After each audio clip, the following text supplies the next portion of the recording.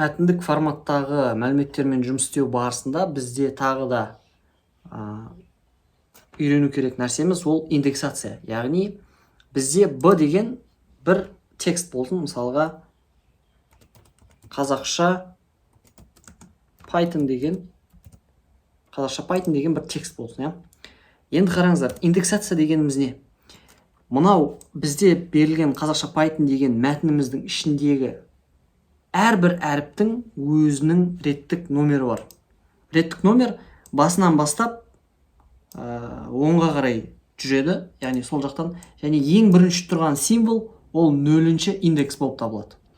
Одан кейінгі бірінші, екінші, үшінші солайынан кете береді. То есть индексация реттік номерін әр символға анықтау кезінде Python'да 0-ден басталады. Және ол индексация арқылы біз белгілі бір тексттің бір бөлігін кесіп алуға мүмкіндік аламыз. То есть b деген біздің мәтініміздің 0-ші индексінде тұрған әрпін шығарып көрейік. Мысалға, запуск басатын болсам, бізде A-ға арналған бір мәтін сұрауда, бұл жерде жай ғана yes деп жаза салайын. Және одан кейін Q деген әріп шығарып беріп жатыр. Бұл қалай? Мына жерде yes деген менің енгізген мәтінім, Q принттан шықты. B деген біздің тексттағы 0-ші орында тұрған, индекс деген ол орын деген сөз. 0-ші орында тұрған әріп қай әріп? Ол Q деген әріп, міне соны шығарып беріп жатыр. То есть әрбір әріптің өзінің реттік номері болады. Мысалға, мына жерде енді print b-ның ішіндегі 3-ші әріп деп жазып көрейік. Осыны запуск басатын болсақ, мына жерден көруге болады. A деген әріп шығады. Так, 0-ші әріп Q, бірінші әріп A, екінші әріп Z, үшінші әріп A болады. Сонда Q, A деген әріптердің мына жерде қаяқтан шыққанын уже түсініп отырық. То есть индексация ол әрбір символдың өзінің реттік орны.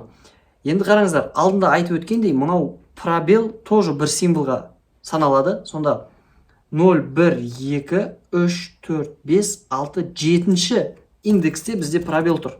Мен қазір пробел шығу үшін print b-ның ішіндегі 7-ші орында тұрған әріпті дейтін болсақ, мына жерде бізде пустой шығып жатыр, көрінбейді. Бірақ бұл негізінде пробелді білдіреді. Пробелдің осы жерде орын алып тұрғанын көруге болады. Индексация арқылы біз, яғни берілген мәтіннің ішіндегі толық мәтінді емес, белгілі бір бөлігін ғана шығаруға мүмкіндік аламыз. Яғни b деп шығарғымыз келіп жатқан мәтінді көрсетеміз. Одан кейін жанына бірден тік жақшаны ашып жабамыз да, сол тік жақшаның ішіне қайсы әріпті шығарғымыз келетінін көрсетеміз. Бір ғана санды жазсақ, сол орында тұрған әріпті шығаруға болады. Енді индексацияның тағы екінші қасиеті бар. Индексацияны артынан бастап беруге де болады. Яғни артынан кері ретпен санағандағы әрбір әріптің тоже орны бар. Ең соңғы әріп -1-ші әріп болады. Одан кейін -2, -3, -4, -5 кері ретпен -1-ден бастап жүреді. Мына жерге мен b дегенге -1 және -3, -7-ші орындардағы әріптерді көрейік. N шығады, H шығады және пробел шығады. Бірінші -1 деген последний N шығады, -3 деген -1, -2, -3 H шығарып береді. Тоже дұрыс. -7, -3, -4, -5, -6, -7. -7 тоже пробелге түсіп тұр. Енді қараңыздар, оң жақтан бастап, бүтін сандар 0-ден бастап индекс алады. Аяқ жағынан бастасақ, -1-ден бастап теріс индексация, теріс ретпен санағандағы әрбір әріптің орнын анықтауға болады. Сонымен қатар біз тексттің белгілі бір аралықтағы әріптерінің жиынтығын бөліп алуға болады. Мысалға қараңыздар, бұның ішіндегі, оны қалай көрсетеміз, 1,8 деп жазсақ қалай болады? Немесе 3,7 деп қалдырып қойайын, және -7. Осы үш жағдайды қарастырайық. Бірінші бізде 1,8. Бұл дегеніміз бірінші символдан бастап 8-ші символға дейін. Бірақ цикл for тақырыбын өткен кездегі range функциясы естеріңізде ма? Тура соған ұқсайды. Басталатын жердегі номер 1 деген кіреді, Ал 8 аяқталатын жерде көрсетіліп тұрған орын, ол біздің мына алып жатқан бөлігімізге кірмейді. Сонда 1-ден бастап 8-ге дейін, бірақ 8-ді қоспағанда. Сонда бірінші бізде А әрпі Q0-ші, иә?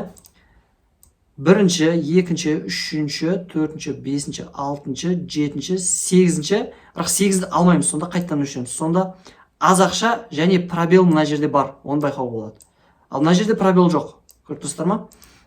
То есть мына жерде 1-ден бастап 8-ге дейінгі аралық аз ақша пробел деген бөлігін шығарып тұр, біздің тексттің.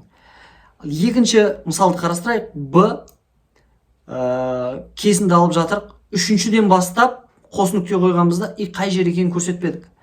Егер қай жерден аяқталатынын көрсетпей, қос нүктеден кейін бос орын қалдырсақ, үшіншіден бастап до конца соңына дейін барлығын қамтимыз ары қарай деген сөз.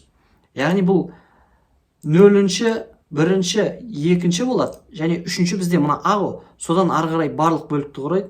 Сонда ақша пайтын деген бөлігі бізге шығарып беріп жатыр. Енді 3-ші мысалды қарастыратын болсақ, бізде басталатын жерін көрсетпеген, аяқталатын жеріне жетіні көрсетіп тұр. Басталатын жерін көрсетпесе, бұл ең басынан бастап 7-ге дейін дегенді білдіреді. Және тағы айтамын, 7-нің өзі бұл аралыққа кірмей қалады. Сонда бізде басынан бастап 7-ге дейін, 7-де бізде пробел тұр, 7-де пробелдің өзін кіргізбейміз, сонда қазақша ғана болады. Міне қазақша, и соңына қарай тартсам, пробелдің өзі жоқтығын көруге болады. Мына жерде көк бояу пробелдің бос орнын көрсетіп отқан жоқ. Мынаны бояғанда міне бір пробелдің арнайы орны боялуда, иә? Мына жерде боялмайды, пробел кірмейді. Басынан бастап 7-ге дейін, 3-тен бастап соңына дейін, 1-ден бастап 8-ге дейін. Осылайша біз берілген мәтіннің белгілі бір бөлігін кесіп алуға мүмкіндік аламыз. Бірақ бізде мына жерде түсіну керек нәрсе, кесінді алған кезде осы кесінді мына Б-ның оригинальный версиясын, мына бастапқыда көрсетілген қазақша Python дегенге өзгеріс енгізбейді. Мен мына жерде print B деп жазатын болсам, және запуск бассам, қазақша Pythonның өзі ең соңында және шығып жатыр, иә? То есть біз мына жерде бөліктеп кесу жүргізіп жатырық. Бірақ ол бөліктеп кесу осы жерде орындалады. Біз оны арнайы бір айнымалыға сақтамасақ, B-ның өзін ол өзгертпейді. Жалпы Pythonда мәтіндік формат str, string, ол өзгертілмейтін мәліметтердің типіне жатады. Жалпы мәліметтер өзгертілмейтін болып бөлінеді да, дәл осы мәтіндік тип өзгертілмейтінге жатады. Біз алдағы уақытта массивтер, списоктармен жұмыс істейтін боламыз, солармен танысамыз. Массив мысалға өзгертілетін типке жатады, ал қазір өтіп жатқан мәтіндік string, str, ол өзгертілмейтін тип.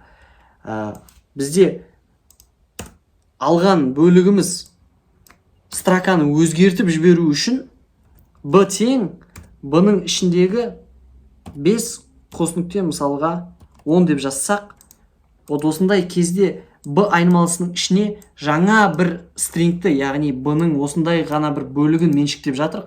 Сонда енді B-ның старый версиясы бүкіл қазақша Python деген текстті ұмытады да, ол 5-тен 10-ға дейінгі бөлігін ғана сақтап алады.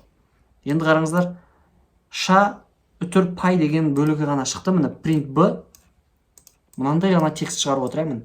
Мынаны өшіріп қайттан да жазып көрсейін. Қараңыздар, ша пай дегенді шығарады. Неліктен? Себебі бұл жерде біз мына алып отқан жаңа бір кесіндіні B-ның ішіне меншіктеп жібердік. Сондай кезде ол новый мәні меншіктеліп B-ға. Сонда өзгертілгендей болып табылады да, бірақ бұл стрингтің өзгертілуі емес, жаңа мәннің меншіктелуі деп түсінеміз.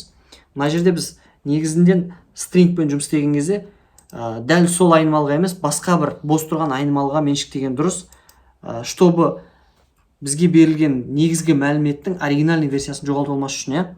И мына жерде мен print A және print B деп бөлек-бөлек жазатын болсам, екеуімен де жұмыс істей аламыз, иә? Мен қараңыздар. A-ның ішінде мен кесіп алған бөлігі ғана тұр, ал B-ның ішінде бүкіл оригинальный версия тұр. Сондықтан да мәтінмен жұмыс істеу барысында осындай нәрселерге мұқият болу қажет.